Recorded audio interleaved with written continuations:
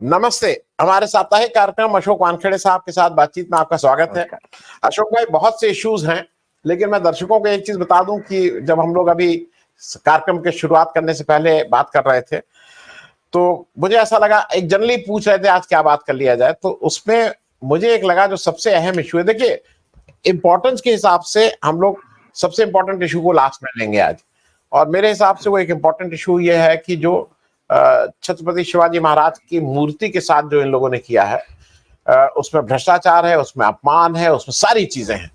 और मुझे ऐसा लगता है कि ये जो सिर्फ महाराष्ट्र नहीं, भारत का जनमानस को ये ठेस पहुंची है। जैसे विनेश फोगाट की बात से केवल हरियाणा नहीं, के देश के किसी भी व्यक्ति को ठेस पहुंची थी, उसी तरह से छत्रपति शिवाजी महाराज के साथ अगर आप ये कर रहे हैं तो आम आदमी के साथ क्या करेंगे, देखने वाली बात है। लेकिन शुरुआत अशोक भाई कर रहे हैं, जो कि सबसे इस समय जिसको कहते हैं ना टॉक ऑफ द टाउन है, वो है हरियाणा में कांग्रेस और आम आदमी पार्टी के गठबंधन को लेके सब लोग बहुत आंदोलित हैं। मैं अभी अभी कहीं भी लाइव में था, दोनों तरफ से तलवारें खींची हुई, कोई कह रहा है बिल्कुल गलत, कोई कह रहा है लार्जर इंटरेस्ट, कोई कम इंटरेस्ट। मेरी एक दर्शिका ने कहा कि हम लोग आपका चैनल देखने आते हैं कि भाई कुछ चीजें अनकॉम्प्लिकेटेड होंगी, लोगों को ज्यादा लेकिन आपका वो कार्यक्रम देख के तो और कॉम्प्लिकेटेड हो गया और कंफ्यूज हो गया। तो मुझे ये बात उनकी ठीक थी, लेकिन ये हरियाणा में जो ये एकदम से शुरू हुआ, जिसका जिसका अब लोग ये कह रहे हैं, मेरे उसमें भी, कि कहीं ना कहीं राघव चड्ढा गए थे शरद पवार साहब से मिलने। शरद पवार साहब का भी ये मानना था कि भाई ये इंडिया गठबंधन के नाम पे अगर लड़ोगे तो तुम्हारा भी फायदा है, गठबंधन का भी फायदा है, और शायद वहां से कहीं ट्रिगर हुआ है। तो पहली चीज ये है कि ये जो जो अगर इंडिया गठबंधन से लड़ते हैं तो इसके शॉर्ट टर्म और लॉन्ग टर्म, क्योंकि लॉन्ग टर्म लोग कह रहे हैं कांग्रेस का नुकसान होगा, शॉर्ट टर्म में हो सकता है कि भाई हरियाणा में, हालांकि हरियाणा में तो एक तरफा हवा बह रही थी इस समय, बीजेपी को खड़े होने की जगह नहीं मिल रही थी। अशोक भाई। नहीं, देखिए, मेरा ये कहना है कि शरद पवार यदि ये ज्ञान दे रहे थे, तो शरद पवार को फिर जम्मू कश्मीर में एनसीपी के चुनाव के लिए लोग उतारने नहीं चाहिए। उनके भी इंडिया गठबंधन के साथ होना चाहिए। लेकिन सवाल ये है कि हाँ। दिल्ली में और हरियाणा में लोकसभा में जगह दी थी। दिल्ली में भी सीटें इनका गठबंधन था, हरियाणा में गठबंधन था। उसका परिणति क्या निकली? दिल्ली में भी एक सीट नहीं आई। आम आदमी पार्टी की एक सीट दिल्ली में जो दी थी वो हार गई हरियाणा में। आरोप क्या लगा? दिल्ली में आरोप लगाया कि आम आदमी पार्टी ने गठबंधन तो किया लेकिन वोट ट्रांसफर नहीं किया। हरियाणा के आम आदमी पार्टी के उम्मीदवार ने कहा कि कांग्रेस ने बीजेपी की मदद की, हमारी मदद नहीं की। मेरा कहने का मतलब है कि यदि आपका विश्वास नहीं है एक दूसरे पे, तो गठबंधन करने का कोई मायना नहीं है। दूसरी बात, आम आदमी पार्टी के लिए खोने के लिए हरियाणा में कुछ नहीं है। अभी भी कुछ नहीं, चुनाव के बाद भी कुछ नहीं। यदि वो कांग्रेस पार्टी के साथ जाती है और एक दो सीटें आती है, तो 2 सीटों का एक स्कोर खुल जाएगा एक नए राज्य में। तो ये विन विन सिचुएशन आम आदमी पार्टी के लिए हो सकती है। कांग्रेस के लिए है क्या? लेकिन कांग्रेस में हरियाणा में है, चल क्या रहा है? क्या कांग्रेस आश्वस्त है कि हम सरकार बना लेंगे? क्या कांग्रेस अभी अपनी उम्मीदवार उतारने की स्थिति में है? क्योंकि मुझे लगता है कि हरियाणा में तो कांग्रेस की सुपारी बीजेपी ने दे दी लोगों को, और सुपारी लेके लोग अपना काम कर रहे हैं। जो आदमी कल तक, देखिए हरियाणा की स्थिति कितनी वाइट, कितनी बुरी हो गई है। जो आदमी कल तक बीजेपी का उम्मीदवार था, मतलब बीजेपी के लिए काम करता था, उसके सैकड़ों वीडियो है मार्केट में ये कहते हुए कि भारतीय जनता पार्टी के लिए ही काम करूंगा आजीवन। वो कांग्रेस में आता है और वो कांग्रेस में बीजेपी से आता है, ज्वाइन करता है, विजय जैन है उसका नाम, और स्क्रीनिंग कमेटी का मेंबर बनता है। कल तक भाजपा के लिए बोलने वाला विजय जैन। भारतीय जनता पार्टी मेरी मां है, मैं उनसे चुनाव लड़ूंगा। कांग्रेस दे दे फिर नहीं, मैं कांग्रेस से चुनाव लड़ूंगा। भाजपा भारतीय जनता पार्टी मेरी मां है, मैं उनसे चुनाव लड़ूंगा। कांग्रेस दे दे फिर नहीं, मैं कांग्रेस से चुनाव लड़ूंगा। भाजपा अगर किसी कारणवश विजयन को टिकट नहीं देती तो क्या निर्दलीय लड़ेंगे चुनाव? नहीं, मैं पार्टी के लिए काम करूँ। मेरा सवाल ये नहीं है मैं क्या निर्दलीय चुनाव लड़ेंगे अगर। देखिए, ये सज्जन यदि वहां स्क्रीनिंग कमेटी के मेंबर बनते हैं तो आप क्या क्या क्या क्या समझे? क्या शैलजा और हुड्डा साथ में बैठने को तैयार है? क्या दोनों कम से कम लोगों को दिखाने के लिए एक मंच पे आने को तैयार है? दीपेंद्र हुड्डा ने अलग यात्रा निकाली, शैलजा ने अलग यात्रा निकाली, एक यात्रा सुरजेवाला भी निकाल रहे हैं। तो कुल मिलाकर कांग्रेस को भी देखिए, वहां चंद्रशेखर भी उतर गए हैं, या उतार वहां दिए गए, या उतार दिए गए। जो कुछ भी कहिए आप, उतार दिए गए, उतर गए। उसके बाद मायावती जी ऑलरेडी है, कई सालों से है, इस बार भी है। रामदास आठवले ने धमकी दी है, यदि महाराष्ट्र में मुझे सीटें ठीक नहीं दी तो फिर हरियाणा में मैं मेरे उम्मीदवार खड़ा कर दूंगा।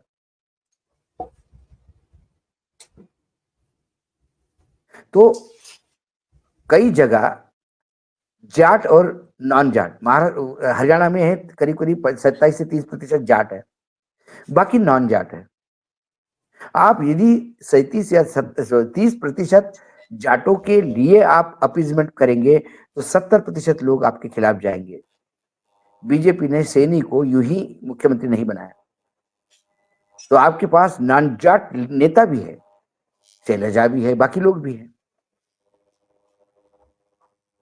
तो कुल मिलाकर गांव बसा नहीं और भीख मांगने वाले आ गए। अभी सत्ता आई नहीं और मुख्यमंत्री कौन होगा और मंत्री कौन होगा इसके दावे चलने लगे हैं। कहीं ना कहीं हुड्डा परिवार को भी देखना होगा कि उनको क्या कमी मिली है। 3 पीढ़ियों से लगातार सत्ता में है, मुख्यमंत्री पद भी भोग लिया है। अब किसी दूसरे कार्यकर्ता को भी जाना चाहिए, दूसरे पार्टी के वर्कर्स भी हैं, थोड़ा दिल बड़ा रखना चाहिए। जिस कांग्रेस से पिछले 12 साल से जिले के अध्यक्ष नहीं है संगठन में, 12 साल हो गए, वहां क्या करेंगे? वहां एक ऐसा जनरल सेक्रेटरी इंचार्ज चाहिए जो इन दोनों को सामने बिठा के डंडे के बल पे एक जैसे स्टूडेंट को ठीक करते हुए करना चाहिए। बावरिया जी की स्थिति नहीं है, बावरिया जी इस पोजीशन में नहीं है कि वो किसी प्रकार से भी इन दोनों को हैंडल करें। बावरिया जी के उनके ऊपर ही आरोप, सैकड़ों आरोप लगे हैं। तो कई बार मुझे लगता है कि हरियाणा जानबूझ के तो शहीद नहीं करा जाता है, क्योंकि हरियाणा ये एक 10 लोकसभा का राज्य मत देखिए। हरियाणा ये दिल्ली में सत्ता में बैठे हुए लोगों के लिए एक बहुत बड़ा सुरक्षा कवच है। आप इमेजिन करिए, यदि यूपी में अखिलेश की सरकार होती और हरियाणा में कांग्रेस की, क्या किसान आंदोलन रोक पाते? दिल्ली ठप हो जाती। तो हरियाणा एक बफर जोन है इनके लिए। उस बफर जोन को बचाने के लिए इनको किसी भी हालत में हरियाणा में सत्ता लेनी चाहिए। और जब ये किसी भी हालत में सत्ता चाहिए, इस टर्म पे जब उतरते हैं ये जो वर्तमान में भाजपा जो नेतृत्व है, वो फिर लोकतांत्रिक तरीके सबसे आखिर में अपनाता है। सबसे पहले तोड़ो फोड़ो राज करो, धन लुटाओ, ईडी सीबीआई इनकम टैक्स का यूज करो, अपने लोग वहां पे प्लांट करो, अपने लोग भेज के उस पार्टी में भी टिकट की सूची जो है वो अपने हिसाब से करो। ये तमाम हथकंडे ये लोग अपनाते रहे हैं और अपनाने के आदी है, ये मास्टर है उसके। ऐसे में सामने यदि कांग्रेस है तो कांग्रेस को वहां पे संगठन को और कड़ा करना होगा।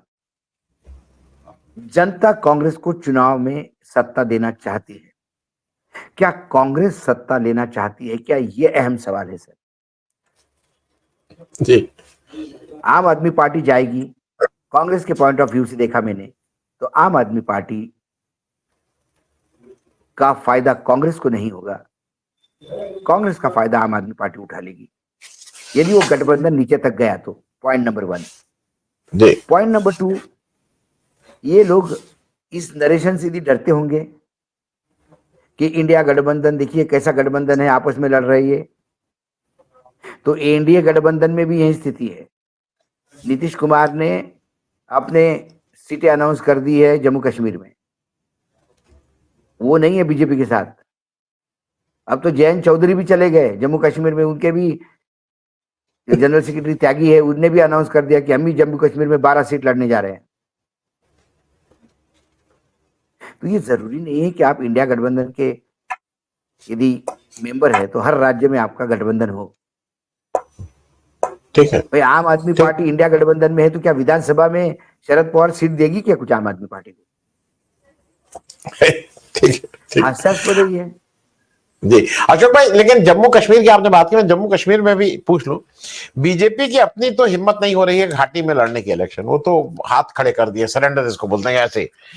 लेकिन मैं इसलिए इस चीज को पूछ रहा हूं कि मेरे हिसाब से ये चारों इलेक्शन, सब हर राज्य के इलेक्शन इंपॉर्टेंट होते हैं, उस राज्य के लिए तो बहुत ही इंपॉर्टेंट है, देश के लिए। लेकिन जम्मू कश्मीर का इंपॉर्टेंट को मैं थोड़ा 1 डिग्री ऊपर मानता हूं कि जम्मू कश्मीर के इलेक्शन 10 साल बाद उन लोगों को वोट देने का फिर से अवसर आया है। मतलब वहां के साथ जो जो जो इस देश, जो हम मतलब कलेक्टिवली इस नेतृत्व ने जो बर्ताव किया है, वो वहां पे 43 सीटें हैं जम्मू में। अब कुछ लोगों का ये भी मानना है कि वहां पे बीजेपी की 22 सीटें आना भी मुश्किल है, और अगर ठीक से लड़ जाएंगे तो अयोध्या वाली हालत होगी, जैसे अयोध्या में हार के पहुंच गए थे। वैसे श्रीनगर तो छोड़ ही दीजिए, श्रीनगर तो 0 है, लेकिन जम्मू में भी अरे इनके हारने की पूरी संभावना। वैष्णव देवी की सीट मुश्किल हो गई है। कटरा ये पहली बार सीट बनी है, पहली बार सीट बनी है, पहली इस परिसीमन के बाद पहली बार उनको एक विधानसभा मिली है, वहीं पे मारामारी है। बीजेपी में भयानक विद्रोह है। तो किसी ने कह दिया था कि भाई अयोध्या भी हार गए और वैष्णव देवी भी हार गए तो लोग सोचेंगे कि भाई ये तो बहुत बड़े अधर्मी है। हरिद्वार भी हार गए तो इलाहाबाद हार गए। हार गए। तो ये कुल मिलाकर जम्मू कश्मीर में स्थिति तो इनकी बहुत, मतलब जो सोच के गए थे ये नहीं हुआ। ये सोच देखिए क्या है, ये बेसिक प्रॉब्लम कहाँ है बीजेपी के साथ। आप अपने मन से सोचते हैं, शेख चिल्ली के सपने से मुर्गा फार्म नहीं बनता कि 2 अंडे लेके जा रहा हूँ, ये अंडे से फिर एक चूजा निकलेगा, फिर वो मुर्गी 10 अंडे देगी, फिर उससे 10 मुर्गियां निकलेगी, और वो घर आते आते उसका 2000 मुर्गी का फार्म होता है। और बाद में टेबल पे अंडा इतने जोर से रखता है कि अंडा वहीं फूट जाता है। मुर्गी के अंडे से फार्म की कल्पना अच्छी है, यथार्थ के धरातल पे लाने में नानी याद आ जाती है। तो ये सारा इनका सब्जेक्ट होता है। इनको लगा डोवाल साहब को बिरयानी खाते दिखाने के बाद पूरे विश्व में तालियां बजेगी, विश्व शांति का नोबेल पुरस्कार भी मोदी जी को मिलेगा, और बस हो गया, जम्मू कश्मीर की समस्या खत्म हो गई। जी नहीं साहब, जी वो फोटो मैं अखबार में छप सकता है, वो फोटो डोवाल साहब के घर पे दीवार पे टंग सकता है, या बिरयानी की शॉप में लग सकता है। जहां रोटी खाना दुश्वार हो गया वहां क्या बिरयानी की बात करेंगे। ये आज वैली की स्थिति है। आतंकवाद खत्म होने वाला था, रोज खबरें पढ़ते हैं आतंकवाद की, आतंकी वारदातों की रोज। नहीं अशोक भाई, मैं एक चीज और आपसे इसी में कि जम्मू कश्मीर का, भाई राहुल गांधी में तो पूरा ट्रांसफॉर्मेशन हो गया। राहुल गांधी को माना जाता था कि सीरियस नहीं है, इलेक्शन के समय वो फिर गए कश्मीर। और रामबन तो बहुत छोटी जगह है, मतलब हम और आप जाते हैं कश्मीर के, मतलब जम्मू से चलिए श्रीनगर के लिए बाय रोड तो छोटे, वहां की मीटिंग कर रहे हैं ना। हमारे मोदी जी ब्रुनाई क्या करने चले गए? ब्रुनाई का मैंने अभी बताया, हमारा जिला है बहराइच, सीतापुर, इन सबसे छोटे जिले हैं। मतलब ब्रुनाई का 5765 स्क्वायर मीटर है, ये सब जिले हमारे जो उसी साइज के हैं, पॉपुलेशन 4.5 गए क्या है कर। मुझसे बताया गया है कि वहां अडानी जी का जो सी रूट है उसमें कुछ दिक्कत होती है पोर्ट को लेके, वो शायद मुख्य कारण है जिसकी वजह से गए हैं, लेकिन किस लिए गए? आपने सही कहा, चर्चा वही है, मैं भी वही सुन रहा हूं। और एक अडानी का एक और पोर्ट किसी केनिया में शायद अलॉट हुआ है, तो वहां भयानक लोगों के बीच में भयावह ट्रेड यूनियंस वगैरह बिल्कुल रास्ते पे उतरे हैं वहां पे। जहां जहां पैर पड़े संतन के, वहां वहां बंटा ढार। जी जी। सेबी में पड़े सेबी का बंटा ढार, बाकी कंपनी में पड़े वहां बंटा ढार। मैं लेकिन लंका एक में और पड़े एक लंका का भंटा ढार, बांग्लादेश में गए बांग्लादेश। बांग्लादेश का भंटा भार। तो नहीं, एक और सीरियस एक चीज हुई है, अब जरा हम लोग इस पे आ जाएं क्योंकि उस पे आपसे समझना था। ये आरएसएस के अंबेडकर साहब निकल के, जो उनके स्पोक्स पर्सन हैं, वो कुछ अजीब सी बात करते हैं। वो जाति जनगणना होनी चाहिए, वेलफेयर के लिए होनी चाहिए, पॉलिटिकल और उसका इलेक्टोरल नहीं होना चाहिए। भाई मैं पहली बार सुन रहा था कि मुझे तो ये पता है कि जितनी पॉलिटिक्स होती है वो इसलिए होती है कि लोग चुन के आएंगे, लोगों का वेलफेयर करेंगे, समाज का वो करेंगे। अब इनके यहाँ शायद इनको पहले ही से पता है कि वेलफेयर नहीं करना है, A1 A2 का काम करना है, तो इसलिए उनको नहीं समझ में आता हो। लेकिन वो कह रहे हैं पॉलिटिक्स नहीं होनी चाहिए। ये क्या है? वो उनको झक मार के सपोर्ट करना पड़ रहा है, करना चाहते हैं, नहीं करना चाहते हैं? देखिए, दो पग आगे एक पैर पीछे, क्या करना है? संघ अपने आप में कंफ्यूजन की स्थिति में है, या तो ऐसा मानो, या संघ बिल्कुल क्लियर है। भले ही 100 साल लग जाए, लेकिन इस देश पे मनुस्मृति लागू करना है। इस बारे में कोई क्लियरिटी नहीं है, मतलब इसमें कोई कंफ्यूजन नहीं है। सवाल है समय समय पे समाज में जो डिमांड उठती है, अब आप इसी समाज में रहना है, उसको नकारा भी नहीं जा सकता। तो संघ का बड़ा अजब है। संघ ने जब देखा कि इस बार ये जो नरेशन था जातीय जनगणना का, इसको लेके जो नरेशन बना, फिर संविधान बदलने का, इससे कहीं ना कहीं पिछड़ा दलित भाजपा से चिटक गया, वापस कांग्रेस के फोल्ड में गया। उससे भाजपा 180 पे आ गई, राजीव कुमार की कृपा से 240 पे। अब जो संघ ने अपना भाषा बदली, संघ ने वैसा देखा जाए तो मंडल के पहले कमंडल चला, कमंडल को शह देने के लिए वीपी सिंह साहब ने मंडल का भूत बाहर निकाला। आगे चल के संघ ने उस मंडल के भूत को कमंडल में दफन कर दिया। तो पहले पहले तो मंडल को बहुत अच्छा लगा कि एक अच्छा घर मिला अपने को, बाद में वो सफोगेट होने लगा।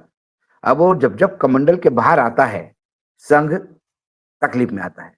2024 के नतीजे बताते हैं कि मंडल कमंडल से बाहर आ गया। फिर इन्होंने कहा कि जातीयगत जनगणना होनी चाहिए। आगे टेक्निकल बातों करते हैं कि भाई कभी कभी एक नीति निर्धारण के लिए संख्या का, डाटा का होना बहुत जरूरी है। वो कभी कभी नहीं है, हमेशा नीति निर्धारण करने के लिए डाटा की अनिवार्यता है। ये दुर्भाग्य है हमारे देश का कि 2011 के सेंसस यानी 2011 की जनगणना के आंकड़ों पे ही 2024 में भी नीतियां बनती और योजनाएं बनती है। तो ठीक है, उन्होंने कहा कि जातिगत जनगणना होनी चाहिए, लेकिन जातिगत जनगणना का उन्होंने आधा सच बताया।